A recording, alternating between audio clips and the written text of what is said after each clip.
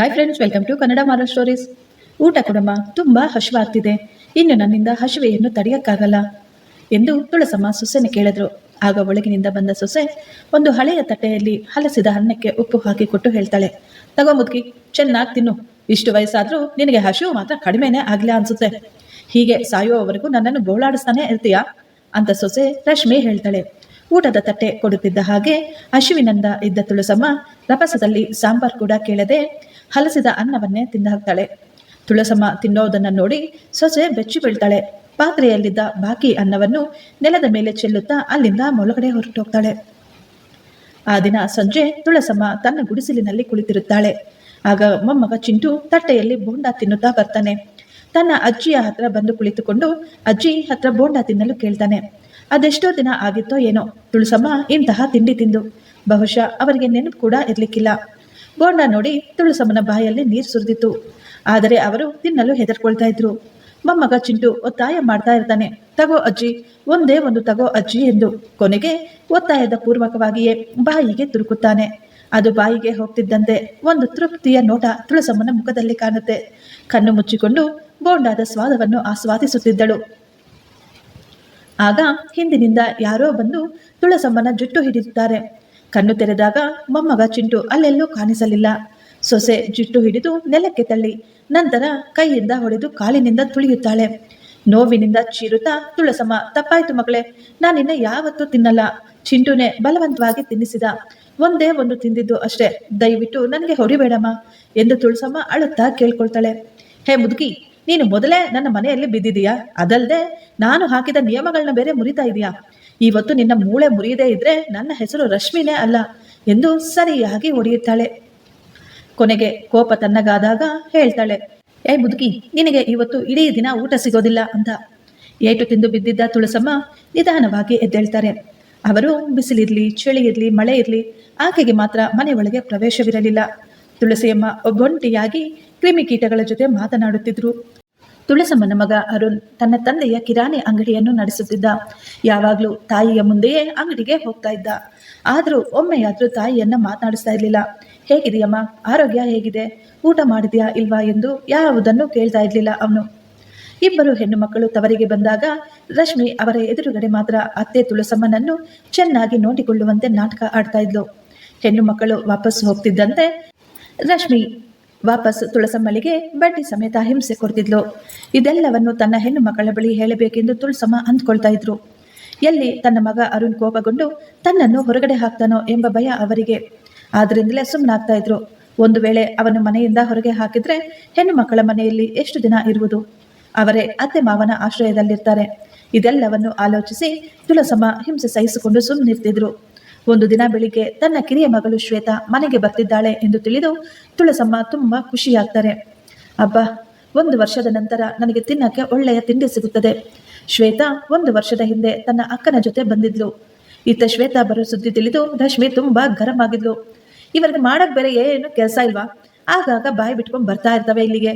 ಇನ್ನು ಅವರ ಜೊತೆ ಈ ಮುದುಕಿಗೆ ಸೇವೆ ಕೂಡ ಮಾಡಬೇಕು. ಈ ಮುದುಕಿಯನ್ನು ವಿಷ ಹಾಕಿ ಸಾಯಿಸ್ಬಿಡ್ಬೇಕು ಅಂತ ಅನಿಸುತ್ತೆ ನನಗೆ. ರಶ್ಮಿ ತನ್ನಷ್ಟಕ್ಕೆ ತಾನೇ ಗೊನಗಿಕೊಳ್ತಾ ಇದ್ಲು. ಯಾವಾಗಲೂ ಸಂಜೆ ಬರ್ತಿದ್ದ ಶ್ವೇತಾ ಆವತ್ತು ಯಾರಿಗೂ ತಿಳಿಸಿದೆ ಎಲ್ಲರಿಗೂ ಸರ್ಪ್ರೈಸ್ ಕೊಡಲೆಂದು ಬೆಳಿಗ್ಗೆನೆ ಮನೆಗೆ ಬಂದಿದ್ಲು. ಆದರೆ ಮನೆಯ ಹೊರಗೆ ಜಗಳಿಯಲ್ಲಿ ಕೂತಿದ್ದ ತಾಯಿಯನ್ನು ಕಂಡು ಶಾಕ್ ಆಗ್ತಾಳೆ. ಅಮ್ಮ, ಇದೇನಮ್ಮ, ಇಷ್ಟು ಬಿಸಿಲಲ್ಲಿ ಇಲ್ಲಿ ಯಾಕೆ ಕುತ್ಕೊಂಡಿದ್ಯಾ? ಹೊರಗಡೆ ಗಾಳಿ ಚೆನ್ನಾಗಿ ಬರುತ್ತೆ ಅಲ್ವಾ ಮಗಳೇ, ಅದಕ್ಕೆ ಇಲ್ಲಿ ಕೂತಿದ್ದೀನಿ ಎಂದು ತುಳಸಮ್ಮ ಸುಳ್ಳು ಹೇಳ್ತಾರೆ. ಏನಮ್ಮ ನೀನು, ಈ ಬಿಸಿಲಿನಲ್ಲಿ ಏನು ಗಾಳಿ? ಅಮ್ಮ ಒಳಗಡೆ ಬಾ ಎಂದು ತಾಯಿಯನ್ನು ಒಳಗಡೆ ಕರ್ಕೊಂಡು ಹೋಗ್ತಾಳೆ ಶ್ವೇತಾ. ಇವರಿಬ್ಬರನ್ನು ಸಡನ್ ಆಗಿ ಕಂಡು ರಶ್ಮಿ ಗಾಬರಿಯಿಂದ, ಅರೆ ಶ್ವೇತಾ, ಇಷ್ಟು ಬೇಗ ಬಂದ್ಬಿಟ್ಯಾ? ಹೌದು ಅತ್ಗೆ, ಬಸ್ ಬೇಗ ಸಿಕ್ತು, ಅದಕ್ಕೆ ಬೇಗ ಬಂದ್ಬಿಟ್ಟೆ. ಅದು ಸರಿ ಅತ್ಗೆ, ಅಮ್ಮ ಯಾಕೆ ಈ ಉರಿ ಬಿಸಿಲಿನಲ್ಲಿ ಹೊರಗಡೆ ಕೂತಿದ್ದಾರೆ ಎಂದು ಶ್ವೇತಾ ಪ್ರಶ್ನೆ ಮಾಡ್ತಾಳೆ.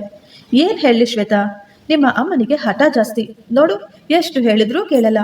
ನಿನಗೆ ಗೊತ್ತಿದೆ ಅಲ್ವಾ, ನಿಮ್ಮ ಅಮ್ಮ ಹೇಳಿದ್ದೇ ಆಗ್ಬೇಕು, ಯಾರ ಮಾತು ಕೇಳಲ್ಲ ಅಂತ. ನಾನು ನನ್ನ ಸ್ಟೈಲ್ನಲ್ಲಿ ಅವರನ್ನು ಹೇಗಾದರೂ ಸಂಭಾಳಿಸ್ತೀನಿ ಅಷ್ಟೇ. ಹೌದು ಅತ್ಗೆ, ನನಗೆ ಚೆನ್ನಾಗಿ ಗೊತ್ತು ನೀವೆಷ್ಟು ಚಂದವಾಗಿ ಆರೈಕೆ ಮಾಡ್ತೀರಾ ಎಂದು. ಅಮ್ಮನೇ ತುಂಬಾ ಹಠ ಮಾಡ್ತಾರೆ. ಏನ್ ಮಾಡೋದು ಹೇಳಿ, ಈಗ ವಯಸ್ಸು ಕೂಡ ಜಾಸ್ತಿ ಆಗ್ಬಿಟ್ಟಿದೆ. ಅಯ್ಯೋಯ್ಯೋ, ಮಾತಾಡ್ತಾ ನಾನು ಒಂದು ವಿಷಯ ಹೇಳಕ್ಕೆ ಮರ್ತೇ ಬಿಟ್ಟೆ. ನಾಳೆ ಅಕ್ಕ ಸೌಮ್ಯ ಕೂಡ ಇಲ್ಲಿಗೆ ಬರ್ತಾ ಇದ್ದಾಳೆ. ಅದೇನಂದ್ರೆ ಅಪ್ಪನ ಆಸ್ತಿಯನ್ನೆಲ್ಲ ನಮ್ಮ ಮೂವರ ಹೆಸರಿನಲ್ಲಿ ಬರೆದಿಟ್ಟಿದ್ದಾರೆ ಅಲ್ವಾ, ಅದನ್ನ ನಾವಿಬ್ರು ಅಣ್ಣನ ಹೆಸರಿಗೆ ಬರೆದು ಕೊಡೋಕೆ ತೀರ್ಮಾನಿಸಿದ್ದೇವೆ. ಯಾಕೆ ಅಂದ್ರೆ ಅಣ್ಣ ಅಪ್ಪನನ್ನು ನೋಡ್ಕೊಂಡಿದ್ದಾನೆ, ಈಗ ಅಮ್ಮನನ್ನು ಕೂಡ ನೋಡ್ಕೋತಾ ಇದ್ದಾನೆ. ಅದಕ್ಕೆ ಈ ತೀರ್ಮಾನಕ್ಕೆ ಬಂದಿದ್ದೀವಿ ಎಂದು ಶ್ವೇತಾ ಹೇಳ್ತಾಳೆ. ಆಗ ರಶ್ಮಿಗೆ ತುಂಬಾ ಸಂತೋಷವಾಯಿತು. ಅಬ್ಬಾ, ಈ ಮುದುಕಿಯನ್ನು ಇಷ್ಟು ನೋಡ್ಕೊಂಡಿದ್ದಕ್ಕೆ ಸಾರ್ಥಕವಾಯಿತು ಎಂದು ಮನಸ್ಸಿನಲ್ಲೇ ಅಂದ್ಕೊಂಡು ಖುಷಿ ಪಡ್ತಾಳೆ ರಶ್ಮಿ. ಇದೆಲ್ಲ ಕೇಳ್ತಿದ್ದಂತೆ ತುಳಸಮ್ಮನಿಗೆ ತುಂಬಾ ಬೇಸರವಾಗುತ್ತದೆ. ಅಯ್ಯೋ ದೇವರೇ, ನನ್ನ ಕಷ್ಟ ಏನೆಂದು ನನ್ನ ಮಕ್ಕಳಿಗೆ ನನ್ನ ಮುಖದಲ್ಲೇ ತಿಳಿದಿದ್ರೆ ಚೆನ್ನಾಗಿರ್ತಾ ಇತ್ತು. ನನಗಂತೂ ಇವರ ಹತ್ರ ಹೇಳೋಕ್ಕಾಗಲ್ಲ ಎಂದು ಪ್ರಾರ್ಥಿಸ್ಕೊಳ್ತಾಳೆ. ಇಲ್ಲ, ಈ ಬಾರಿ ಸತ್ಯ ಎಲ್ಲರಿಗೂ ತಿಳಿಯಲೇಬೇಕು. ಹೀಗೆ ಮುಚ್ಚಿಟ್ರೆ ದೊಡ್ಡ ಅನಾಹುತ ಸಂಭವಿಸುವ ಸಾಧ್ಯತೆ ಇದೆ ಎಂದು ತುಳಸಮ್ಮ ಗಟ್ಟಿ ಮನಸ್ಸು ಮಾಡ್ಕೊಳ್ತಾರೆ. ನಂತರ ಶ್ವೇತಾಳ ಜೊತೆ ಅವಳ ರೂಮ್ಗೆ ಹೋಗ್ತಾರೆ.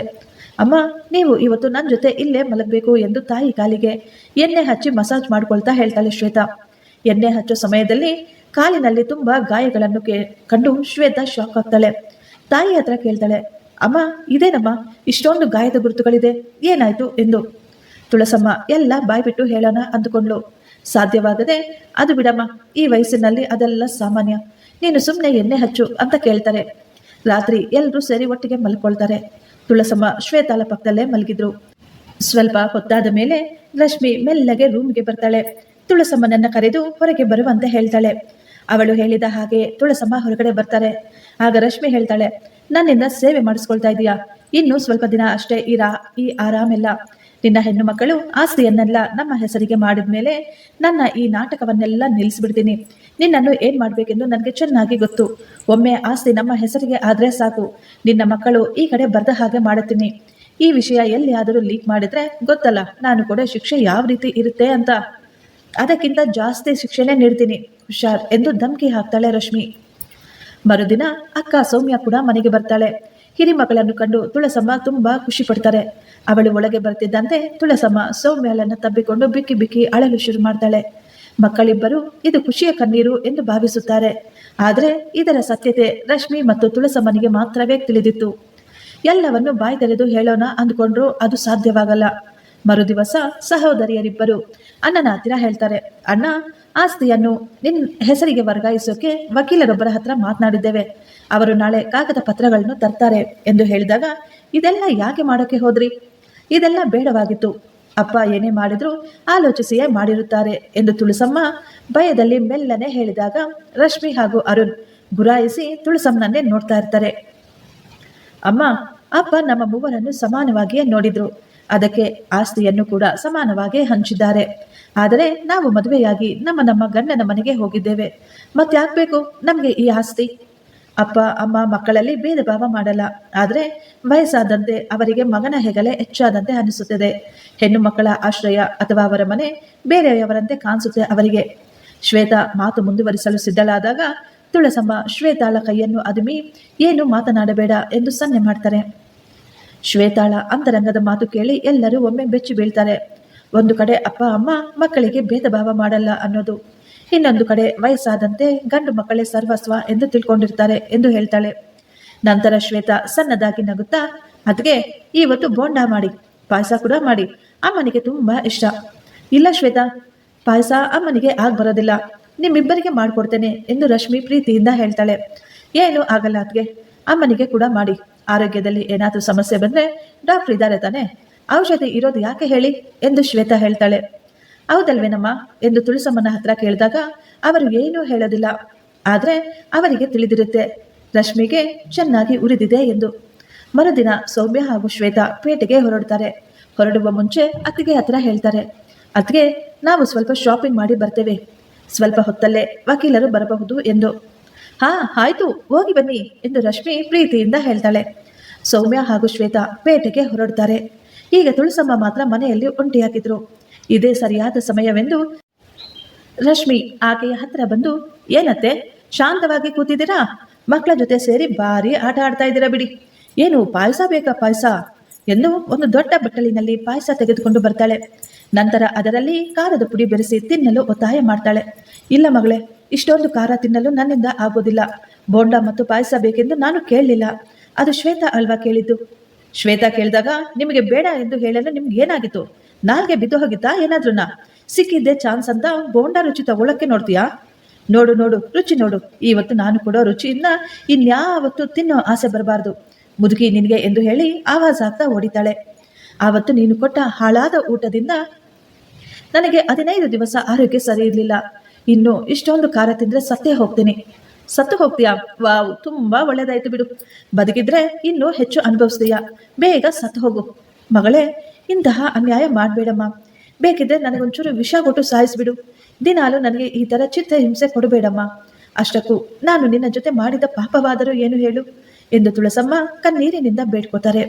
ವಿಷ ಕೊಡುವುದಿದ್ದಿದ್ರೆ ಯಾವಾಗಲೂ ಕೊಟ್ಬಿಡ್ತಿದ್ದೆ. ನನಗೆ ಜೈಲಿಗೆ ಹೋಗೋಕೆ ಮನ್ಸಿಲ್ಲ. ಅಷ್ಟಕ್ಕೂ ಮುದುಕಿ, ನೀನು ಇನ್ನಷ್ಟು ದಿನ ಬದುಕಿರ್ತೀಯಾ? ನೀನು ಇಷ್ಟು ದಿನ ಇರ್ತೀಯೋ ಅಷ್ಟು ದಿನ ನಿನಗೆ ಈ ಥರದೇ ಶಿಕ್ಷೆ ಕೊಡ್ತೀನಿ. ಇದರಿಂದ ನೀನೇ ಬೇಗ ಸಾಯ್ಬೇಕು ಎಂದು ಹೇಳ್ತಾ ಪಾಯಸವನ್ನು ತುಳಸಮ್ಮನ ಬಾಯಿಗೆ ಬಲವಂತವಾಗಿ ಹಾಕಲು ನೋಡ್ತಾಳೆ ರಶ್ಮಿ. ಆಗ ಹಿಂದಿನಿಂದ ಬಂದ ಶ್ವೇತಾ ಹಾಗೂ ಸೌಮ್ಯ ರಶ್ಮಿಯನ್ನ ದೂರ ತಳ್ಬಿಡ್ತಾರೆ. ಇಬ್ರು ಸೇರಿ ಅತಿಗೆಗೆ ಚೆನ್ನಾಗಿ ತದಕ್ತಾರೆ. ಪೆಟ್ಟು ಬೀಳ್ತಿದ್ದಂತೆ ನೀವೇನ್ ಮಾಡ್ತಾ ಇದ್ದೀರಾ? ಬಿಡಿ, ನನ್ನ ಬಿಡಿ ಎಂದು ರಶ್ಮಿ ಬೊಬ್ಬೆ ಹಾಕ್ತಾಳೆ. ನೀವು ಕೂಡ ಅಮ್ಮನಿಗೆ ಹೀಗೆ ಅಲ್ವಾ ಅತ್ತಿಗೆ ಮಾಡಿದ್ದು? ಅದರ ಮುಂದೆ ಇದೇನೂ ಇಲ್ಲ. ನೀವು ಮಾಡಿದ್ದಕ್ಕೆ ಈ ಶಿಕ್ಷೆ ತುಂಬಾ ಕಡಿಮೆನೆ. ಈ ಗಲಾಟೆ ಕೇಳಿ ಪುನೀತ್ ಅಲ್ಲಿಗೆ ಓಡೋಡಿ ಬಂದಿದ್ದ. ಏನಾಯ್ತು ಏನಾಯ್ತು ಎಂದು ಕೇಳ್ತಾನೆ. ಆಗ ರಶ್ಮಿ ತಕ್ಷಣ ಹೇಳ್ತಾಳೆ, ರೀ ನೋಡ್ರಿ, ನಿಮ್ಮ ತಂಗಿಯರು ನನ್ನ ಮೇಲೆ ಕೈ ಮಾಡ್ತಿದ್ದಾರೆ. ನಾನು ಚಿಕ್ಕಂದಿನಿಂದಲೂ ಇವರನ್ನ ತಾಯಿ ಸ್ಥಾನದಲ್ಲಿ ನಿಂತು ಇವರ ಪಾಲನೆ ಪೋಷಣೆ ಮಾಡಿದ್ದೆ. ಈಗ ಇವರು ನನ್ನ ಮೇಲ್ನೆ ಕೈ ಮಾಡ್ತಾ ಇದ್ದಾರೆ. ಏನ್ ಸೌಮ್ಯ ಇದು? ನೀವು ಇಲ್ಲಿಗೆ ಇದಕ್ಕೇನಾ ಬಂದಿದ್ದು ಎಂದು ಕೋಪವಾಗಿ ಕೇಳ್ತಾನೆ ಅರುಣ್. ಈ ಮನೆ ನಂದು. ಇಲ್ಲಿ ಕೇವಲ ನಾನು ಹಾಗೂ ನನ್ನ ಹೆಂಡತಿಯ ಮಾತು ಮಾತ್ರ ನಡೆಯುತ್ತೆ. ನೀವು ಇನ್ನು ಮುಂದೆ ಇಲ್ಲಿಗೆ ಬರಬೇಕಾಗಿಲ್ಲ ಎಂದು ಅವನು ಕೋಪವಾಗಿ ಹೇಳ್ದ. ಏನ್ರಿ ಹೇಳ್ತಾ ಇದ್ದೀರಾ? ಇದು ನಮ್ಮ ಮನೆನಾ ಎಂದು ರಶ್ಮಿ ಕುತೂಹಲದಿಂದ ಕೇಳ್ತಾಳೆ. ಹೌದು ರಶ್ಮಿ, ಇವರಿಬ್ಬರು ಇವಾಗ ತಾನೇ ವಕೀಲರೊಬ್ಬರನ್ನ ಕರ್ಕೊಂಡು ಬಂದು ಎಲ್ಲ ಆಸ್ತಿಯನ್ನ ನನ್ನ ಹೆಸರಿಗೆ ವರ್ಗಾಯಿಸೋಕೆ ಪತ್ರಕ್ಕೆ ಸಹಿ ಹಾಕ್ಸಿದ್ರು. ಇನ್ನು ಮುಂದೆ ಇವರ ಚಿಂತೆ ಮಾಡುವ ಅವಶ್ಯಕತೆ ಇಲ್ಲ. ನಿನಗೆ ಇವರ ಕಿರಿಕಿರಿ ಕೇಳುವ ಅಗತ್ಯನೂ ಇಲ್ಲ. ಈ ಮುದುಕಿಯನ್ನು ಕಂಟ್ರೋಲ್ ಮಾಡೋಕ್ಕೆ ಯಾವುದೇ ಅಡೆತಡೆ ಕೂಡ ಇಲ್ಲ. ಈ ಮುದುಕಿ ಬಗ್ಗೆ ಹೆಚ್ಚು ಪ್ರೀತಿ ಮಮತೆ ಇದ್ರೆ ಇವರ ಜೊತೆನೆ ಕರ್ಕೊಂಡು ಹೋಗ್ಲಿ. ಅರೇ ಹೌದಾ, ಒಳ್ಳೆಯ ವಿಷಯ ಹೇಳಿದ್ರು ಬಿಡಿ.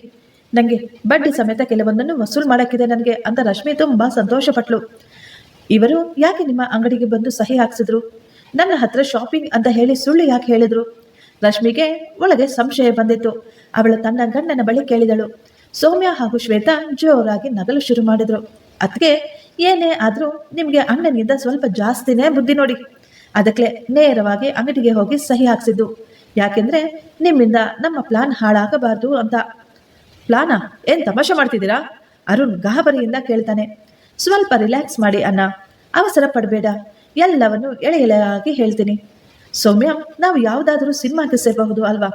ನಮ್ಮ ಆಕ್ಟಿಂಗ್ ಎಷ್ಟು ಸೂಪರ್ ಆಗಿತ್ತಲ್ಲ, ಇವರಿಗೆ ಗೊತ್ತೇ ಆಗ್ಲಿಲ್ಲ ನೋಡು ಅಲ್ವಾ ಅತ್ಗೆ ಎಂದು ಶ್ವೇತಾ ನಗನಗದ ಕೇಳ್ತಾಳೆ. ಅಣ್ಣ, ನಾವು ಯಾವಾಗ ಈ ಪ್ಲಾನ್ ಮಾಡಿದ್ವಿ ಅಂದ್ರೆ ಒಮ್ಮೆ ಚಿಂಟು ಅಮ್ಮನಿಗೆ ಒತ್ತಾಯ ಮಾಡಿ ಬೋಂಡ ತಿನ್ನಿಸಿದ ದಿನ. ಅತ್ತಿಗೆ ನನಗೆ ಫೋನ್ ಮಾಡಿ ಕಟ್ ಮಾಡಿಟ್ಟಿದ್ಲಷ್ಟೇನೆ. ಆಗ ಚಿಂಟು ಗೇಮ್ ಮಾಡೋ ಬರದಲ್ಲಿ ಏನೋ ನನಗೆ ಫೋನ್ ಮಾಡಿದ್ದ. ಅದು ತಪ್ಪಿಯೋ ಅಥವಾ ದೇವರೇ ತಪ್ಪಿಸಿ ಮಾಡಿದ್ನೋ ಗೊತ್ತಿಲ್ಲ. ಆವತ್ತು ಅತ್ತಿಗೆಯ ನಿಜ ಸ್ವರೂಪ ಫೋನ್ನ ಮೂಲಕ ನನಗೆಲ್ಲ ಗೊತ್ತಾಗಿತ್ತು. ಆವತ್ತು ನಡೆದ ಎಲ್ಲ ಘಟನೆ ನಾನು ಫೋನ್ ಮೂಲಕವೇ ತಿಳ್ಕೊಂಡಿದ್ದೆ. ಕೇವಲ ಒಂದೇ ಒಂದು ಬೋಂಡಾಗಾಗಿ ಎಷ್ಟು ಹಿಂಸೆ ಕೊಟ್ಟಿದ್ದಾಳೆ ನನ್ನ ತಾಯಿಗೆ. ನಂತರ ನಿಜ ತಿಳಿಯಿತು, ನೀವುಗಳು ಅಮ್ಮನ ಜೊತೆ ಯಾವ ರೀತಿ ನಡ್ಕೊಳ್ತಾ ಇದ್ದೀರಿ ಎಂದು. ಕೂಡಲೇ ನಾನು ಅಕ್ಕನ ಹತ್ರ ವಿಷಯ ತಿಳಿಸಿದೆ. ಆಗ ಅವಳು ಈ ಪ್ಲಾನ್ ಹೇಳಿದ್ದು. ನಿಮಗೆ ತಕ್ಕ ಪಾಠ ಕಲಿಸಬೇಕೆಂದು ಯೋಚನೆ ಮಾಡಿದ್ವಿ. ನಮ್ಗಾವತ್ತೇ ಬಂದು ನಿಮ್ಮನ್ನು ತರಾಟೆಗೆ ತೆಗೆದುಕೋಬಹುದಾಗಿತ್ತು. ಆದ್ರೆ ಅದರಲ್ಲಿ ಇವತ್ತು ಸಿಕ್ಕದಷ್ಟು ಸಂತೋಷ ಮಜಾ ಸಿಗ್ತಾ ಇರ್ಲಿಲ್ಲ. ಅದಕ್ಕೇನೆ ಇಷ್ಟು ದಿನ ನಾವು ಕಾಯ್ಬೇಕಾಗಿ ಬಂತು. ಅಣ್ಣ, ನೀನೇನ್ ಅನ್ಕೊಂಡಿದ್ದೆ? ನಾವು ಬಂದು ಆಸ್ತಿಯನ್ನೆಲ್ಲ ನಿನ್ನ ಹೆಸರಿಗೆ ಮಾಡ್ತೀವಿ ಅಂತನಾ? ಆದ್ರೆ ನಾವು ಬಂದಿದ್ದು ಎಲ್ಲ ಆಸ್ತಿಯನ್ನು ಅಮ್ಮನ ಹೆಸರಿಗೆ ಮಾಡೋದಕ್ಕೆ. ಇನ್ನು ನಿಮ್ಮನ್ನು ನಿಮ್ಮ ಅತ್ತೆ ಮಾವನ ಮನೆಗೆ ಕಳಿಸ್ತೇವೆ. ಆವತ್ತು ಅಮ್ಮನಿಗೆ ಹಲ್ಲೆ ಮಾಡಿದ್ದರ ಧ್ವನಿ ನನ್ನ ಫೋನ್ನಲ್ಲಿ ರೆಕಾರ್ಡ್ ಆಗಿದೆ ಮತ್ತು ಇವತ್ತು ಹಲ್ಲೆ ಮಾಡೋಕ್ಕೆ ಮುಂದಾದ ವಿಡಿಯೋ ಅಕ್ಕನ ಮೊಬೈಲ್ನಲ್ಲಿ ರೆಕಾರ್ಡ್ ಆಗಿದೆ. ನಿಮ್ಮಿಬ್ಬರನ್ನ ಜೈಲಿಗೆ ಕಳಿಸಕ್ಕೆ ಇದು ಸಾಕೆಂದು ಶ್ವೇತಾ ಹೇಳ್ತಾಳೆ. ಇದು ಕೇಳಿದ ತುಳಸಮ್ಮ, ನಿಜವಾಗ್ಲೂ ಇನ್ನು ಮುಂದೆ ಇವರು ನನಗೆ ಹೊಡೆಯೋದಿಲ್ವಾ? ನಿಂಗೆ ಗೊತ್ತಾ ಶ್ವೇತಾ, ಇವಳು ನನಗೆ ಹೊಡೆದಾಗೆಲ್ಲ ನಾನು 2 ದಿವಸ ಹಾಸಿಗೆಯಿಂದ ಎದ್ದೇಳ್ತಾನೆ ಇರಲಿಲ್ಲ. ಅಷ್ಟು ನೋವಾಗ್ತಿತ್ತಮ್ಮ. ಒಮ್ಮೊಮ್ಮೆ ನೋವಿನಲ್ಲಿ ನಾನು ವಾಂತಿ ಕೂಡ ಮಾಡ್ಕೊಬಿಡ್ತಿದ್ದೆ ಎಂದು ಕಣ್ಣೀರು ಒರೆಸ್ಕೊಳ್ತಾ ಹೇಳ್ತಾರೆ ತುಳಸಮ್ಮ. ಅಮ್ಮ ಅಡುವ ಧ್ವನಿಯಲ್ಲಿ ಹೇಳ್ತಾರೆ, ನೀವೆಲ್ಲ ಚಿಕ್ಕವರಿರುವಾಗ ಏನಾದರೂ ಕಿತಾಪತಿ ಮಾಡಿದ್ರೆ ನಾನು ನಿಮಗೆ ಹೊಡಿತಿದ್ದೆ. ಆಗ ಹೊಡೆದ ಜಾಗದಲ್ಲಿ ಗುರುತು ಕಂಡರೆ ನನ್ನ ಮನಸ್ಸಿಗೆ ತುಂಬಾ ನೋವಾಗ್ತಾ ಇತ್ತು. ಆದರೆ ಈಗ ನಿಮ್ಮ ಮೂದಿ ತಾಯಿ ಪೆಟ್ಟು ತಿಂದು ಇಷ್ಟೊಂದು ಗಾಯದಲ್ಲಿದ್ರು ಯಾರೂ ಕೂಡ ಗಮನಿಸ್ತಾ ಇಲ್ಲ. ಯಾಕಮ್ಮ ಇಷ್ಟೆಲ್ಲ ಆದರೂ ಸುಮ್ಮನೆ ಕೂತಿದ್ದೆ? ನಮಗಾದ್ರೂ ಹೇಳಬೇಕಾಗಿತ್ತಲ್ವಾ? ಯಾಕೆ ಇಷ್ಟೊಂದು ಅನ್ಯಾಯವನ್ನು ಸಹಿಸಿಕೊಂಡು ಸುಮ್ಮನಿದ್ದೆ ಎಂದು ಸೌಮ್ಯ ಹೇಳ್ತಾಳೆ. ಹೆದರಿಕೆ ಆಗ್ತಿತ್ತಮ್ಮ ಇವಳ ಹೊಡೆತಕ್ಕೆ. ಇವಳ ಹೊಡೆತ ಆದರೂ ಸಹಿಸಿಕೊಂಡು ಬದುಕಬಹುದು. ಆದರೆ ಅರುಣ್ ಕೆಲವೊಮ್ಮೆ ಕೊಡುತ್ತಿದ್ದ ಏಟು ಸಹಿಸಕ್ಕೆ ಆಗ್ತಿರ್ಲಿಲ್ಲ. ಏನೋ ಗೊತ್ತಿಲ್ಲ, ಇಷ್ಟೊಂದು ಏಟು ತಿಂದ್ರು ಇನ್ನೂ ಬದುಕಿದ್ದೀನಿ. ಯಾವ ಜನ್ಮದಲ್ಲಿ ಮಾಡಿದ ಪಾಪನೋ ನನ್ನನ್ನು ಈ ರೀತಿ ನಡೆಸ್ಕೊಳ್ತಾ ಇದ್ರು ಇವರಿಬ್ರು ಸೇರಿ. ಒಮ್ಮೆ ನಿಮ್ಮ ಅಣ್ಣ ಕಪ್ಪಿನದ ರಾಡ್ನಲ್ಲಿ ನನ್ನ ತಲೆಗೆ ಹೊಡೆದಿದ್ರ, ಆದರೂ ಕೂಡ ನಾನು ಸಾಯ್ಲಿಲ್ಲಮ್ಮ ಗೊತ್ತಾ? ತುಳಸಮ್ಮ ಹೇಳ್ತಾ ಹೇಳ್ತಾ ಬಿಕ್ಕಳಿಸಿ ಅಳ್ತಾರೆ. ಅಮ್ಮ ನೀನು ಅಳಬೇಡಮ್ಮ, ಇವರು ಮಾಡಿದ್ದಕ್ಕೆ ತಕ್ಕ ಶಾಸ್ತಿಯನ್ನು ನಾವು ಮಾಡ್ತೇವೆ. ಇವರಿಗೆ ಎಲ್ಲ ಲೆಕ್ಕವನ್ನು ಈ ದಿನವೇ ಚುಕ್ತ ಮಾಡ್ತೇವೆ ಎಂದು ಶ್ವೇತಾ ಹೇಳ್ತಿದ್ದ ಹಾಗೆ ಹಿಂದ್ಗಡೆಯಿಂದ ಪೊಲೀಸರು ಬರ್ತಾರೆ. ಕರ್ಕೊಂಡು ಹೋಗಿ ಸರ್ ಈ ಪಿಚಾಚುಗಳನ್ನ, ನಿಮಗೆ ಬೇಕಾದ ಸಾಕ್ಷ್ಯಗಳನ್ನು ನಾವು ತಂದು ಕೊಡ್ತೀವಿ ಎಂದು ಸೌಮ್ಯ ಹೇಳಿದ್ಲು. ಅಮ್ಮ ಇನ್ನು ನೀವು ಈ ಮನೆಯಲ್ಲಿ ಆರಾಮವಾಗಿರಬಹುದು, ಆದರೆ ಈ ವಯಸ್ಸಿನಲ್ಲಿ ಒಬ್ಬರೇ ಹೇಗಿರ್ತೀರಾ ಹೇಳಿ? ನೀವು ನಮ್ಮ ಜೊತೆ ಬಂದ್ಬಿಡಿ, ಅಲ್ಲೇ ಎಲ್ಲರೂ ಸೇರ್ಕೊಂಡು ಆರಾಮವಾಗಿರೋಣ ಎಂದು ಶ್ವೇತಾ ಹೇಳ್ತಾಳೆ. ಬೇಡ ಮಗಳೇ, ಈ ಮುದುಗಿಗೆ ಇಷ್ಟೊಂದು ಹಿಂಸೆ ಸಹಿಸಕ್ಕೆ ಸಾಧ್ಯವಾಗಿದೆ ಅಂದರೆ ಇಲ್ಲಿ ಒಬ್ಬಳೇ ಇರೋದಕ್ಕೂ ಕಷ್ಟವೇನಿಲ್ಲ ಬಿಡು. ನನಗೆ ಸ್ವತಂತ್ರವಾಗಿ ಇಲ್ಲೇ ಇರಬೇಕು ಅನ್ನಿಸ್ತಾ ಇದೆ. ಅಮ್ಮ ಹೇಳ್ತಾರೆ, ಇನ್ನು ಮುಂದೆ ನನ್ನ ಕೋಣೆಯಲ್ಲಿ ನನ್ನಿಷ್ಟ ಬಂದ ಸಮಯದಲ್ಲಿ ಮಲಗ್ತೇನೆ, ನನಗೇನು ಬೇಕೋ ಅದನ್ನೆಲ್ಲ ಮಾಡಿಕೊಂಡು ತಿನ್ನುತ್ತೇನೆ ಎಂದು ಮಕ್ಕಳ ಹಾಗೆ ಹೇಳಕ್ಕೆ ಶುರು ಮಾಡಿದಾಗ ಮಕ್ಕಳಿಬ್ಬರ ಕಣ್ಣುಗಳಲ್ಲೇ ನೀರು ಬರುತ್ತೆ. ಈಗ ಅವರಿಬ್ಬರನ್ನು ಪೊಲೀಸರು ಅರೆಸ್ಟ್ ಮಾಡಿ ಜೈಲಿಗೆ ಹಾಕಿದರು. ಈಗ ತುಳಸಮ್ಮ ಮತ್ತು ಚಿಂಟು ಆ ಮನೆಯಲ್ಲಿ ತುಂಬಾ ಸಂತೋಷದಿಂದ ಸ್ವತಂತ್ರವಾಗಿ ಜೀವಿಸತೊಡಗಿದರು. ಅರುಣ್ ಹಾಗೂ ರಶ್ಮಿ 5 ವರ್ಷ ಜೈಲು ಶಿಕ್ಷೆ ಮುಗಿಸಿ ಮನೆಗೆ ವಾಪಸ್ ಬರ್ತಾರೆ. ರಶ್ಮಿಯ ತವರು ಮನೆಯವರು ಮತ್ತು ಊರಿನವರು ಎಲ್ಲರೂ ಸೇರಿ ಇವರನ್ನು ಚೆನ್ನಾಗಿ ಉಗಿತಾರೆ. ಯಾರು ಇವರನ್ನ ಹತ್ರ ಕೂಡ ಸೇರಿಸ್ಕೊಳ್ಳೋದಿಲ್ಲ. ಆಗ ಬಂದು ಅಮ್ಮನ ಕಾಲಿಗೆ ಬಿದ್ದು ಕ್ಷಮೆ ಕೇಳ್ತಾರೆ. ಆದರೆ ಅಷ್ಟು ಕ್ರೂರವಾಗಿ ತನ್ನನ್ನು ಹಿಂಸಿಸಿದ ಪಾಪಿಗಳಿಗೆ ತುಳಸಮ್ಮ ಕ್ಷಮೆ ನೀಡಲು ನಿರಾಕರಿಸುತ್ತಾರೆ. ಆಗ ಅರುಣ್ ತನ್ನ ತಂಗಿಯರ ಬಳಿ ತಾಯಿಯನ್ನು ಮನವೊಲಿಸಲು ಕೇಳ್ಕೊಳ್ತಾನೆ. ಹೆಣ್ಣು ಮಕ್ಕಳ ಮಾತಿಗೆ ಬೆಲೆ ಕೊಟ್ಟ ತುಳಸಮ್ಮ ಇಬ್ಬರನ್ನು ಕ್ಷಮಿಸುತ್ತಾರೆ. ಎಲ್ಲವನ್ನೂ ಮರೆತು ಇವತ್ತಿನಿಂದ ಒಂದು ಒಳ್ಳೆಯ ಜೀವನವನ್ನು ಆರಂಭಿಸಿ ಎಂದು ತುಳಸಮ್ಮ ಹೇಳ್ತಾರೆ. ಮೊಮ್ಮಗ ಚಿಂಟು ಖುಷಿಯಿಂದ ಅಜ್ಜಿಯನ್ನು ತಬ್ಬಿಕೊಂಡು ಮುದ್ದು ಮಾಡ್ತಾನೆ. ಫ್ರೆಂಡ್ಸ್, ಈ ಸ್ಟೋರಿ ನಿಮಗೆ ಇಷ್ಟವಾಗಿದ್ದರೆ ಒಂದು ಲೈಕ್ ಮಾಡಿ ಮತ್ತು ನಮ್ಮ ಚಾನಲನ್ನು ಸಬ್ಸ್ಕ್ರೈಬ್ ಮಾಡಿಕೊಳ್ಳಿ. ಥ್ಯಾಂಕ್ ಯು, ಧನ್ಯವಾದಗಳು.